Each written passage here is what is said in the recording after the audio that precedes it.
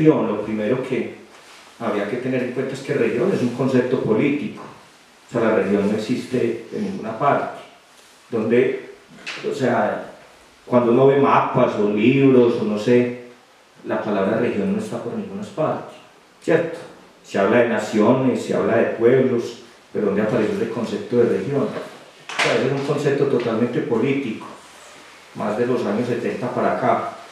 Entonces, desde ese punto de vista habría que pensarlo, ¿cierto? O sea, si se lo inventaron los políticos, también habría que desmontarlo.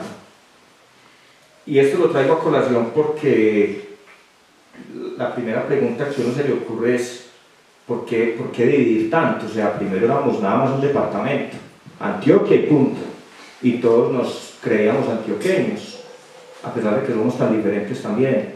Y luego resulta una cantidad de divisiones, entonces ya después el departamento se dividió en 9 subregiones, pero no contento con esa división, también ya después cada región empezó a dividirse. Y uno dice, oiga, pero si somos tan poquitos, 26 municipios, ¿por qué nos seguimos dividiendo? Y no sé, se le ocurrió que de pronto es por esa lógica de dividir y vencer, ¿cierto? De pronto era que los políticos necesitaban como dividirnos para poder ellos hacer sus negocios y cumplir con sus intereses de una forma más expedita.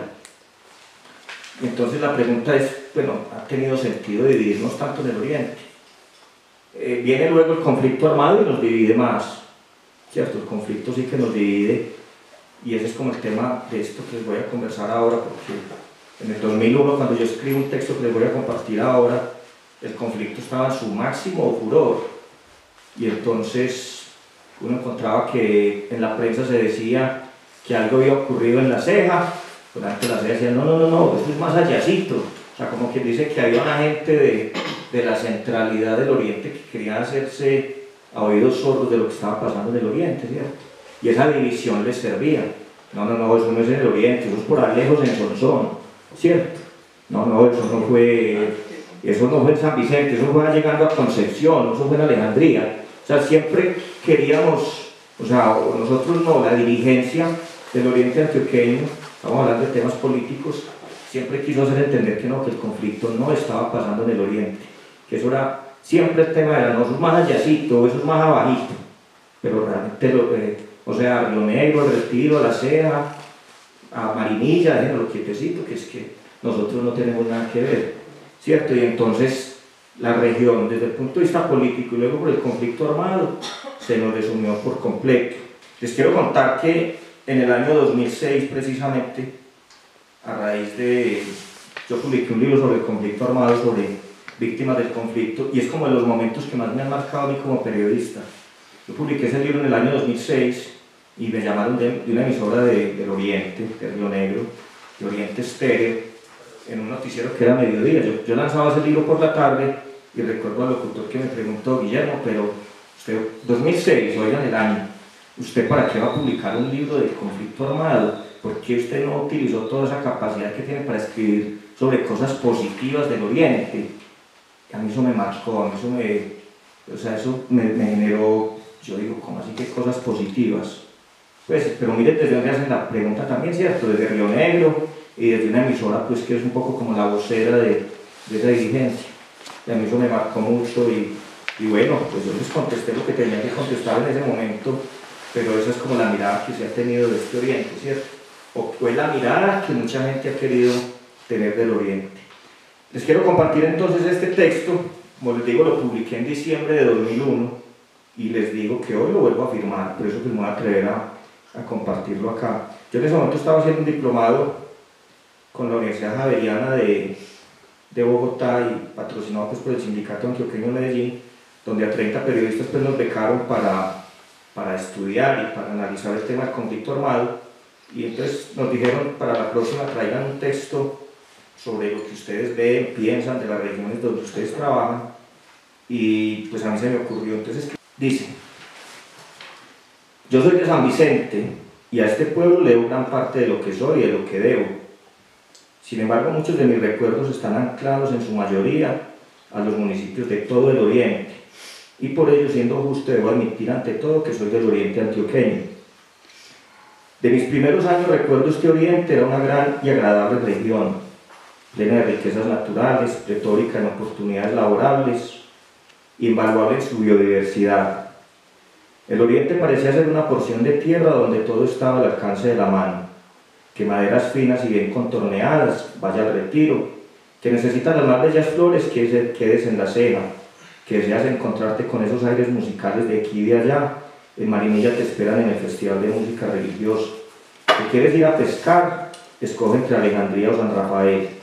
Que quieres irte de camping, el Peñol y Guatapé a la orden. Que deseas observar las especies más exóticas de flora y de fauna, Cocorná y San Luis están a la mano. Que un regalo para un amigo, ¿qué tal una loza elaborada en el Carmen de Iboral? Que lo que deseas es recorrer las primeras rutas de la colonización antioqueña, vete a Sonsón, a Abejorral, a Nariño, porque de historia sí que estamos llenos. Basta recorrer una estrecha calle entre balcones de madera en Concepción o visitar la casa de la Convención en Río Negro para casi sentir el paso de nuestros próceres camino a las campañas libertadores o a perfilar nuestra primeriza nación. En fin, en esta región encontrábamos casi todo. Y ni qué hablar de nuestra mayor riqueza, sus gentes, ese casi desmayo al paso de nuestras bellas mujeres y de ese pecho que se inflaba con los triunfos de nuestros deportistas. Primero fue Ramón Hoyos, luego Antonio Londoño, después Reiner Montoya, a quienes ha emulado Juan Diego Ramírez de la Ceja. Y no solo ciclistas, qué decir de Iván Ramiro Córdoba triunfando sin complejos en la Liga Italiana de Fútbol. Este puñado de deportistas, por citar algunos de los más reconocidos, dan fe de que lo más abundante en estas breñas antioqueñas era el entusiasmo y los grandes anhelos. Todo esto y mucho más era el Oriente hasta hace no mucho. Una conjugación de grandes sueños, de inmejorables calidades humanas y de variopintas riquezas naturales.